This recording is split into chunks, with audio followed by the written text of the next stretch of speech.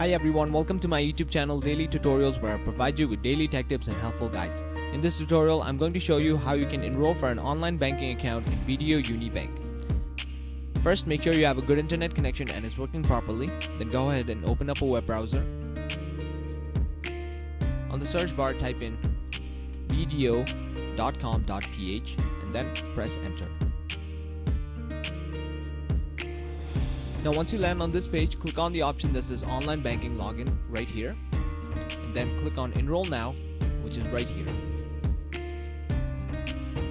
It will show you the terms and conditions of use. You can scroll down and read this all if you want. I'm just going to go ahead and skip it by clicking here, and then click on Submit. Now I have to fill out this application. First, choose your account type. Choose whether you're outside of Philippines or within Philippines. Then scroll down and you have to type in your user ID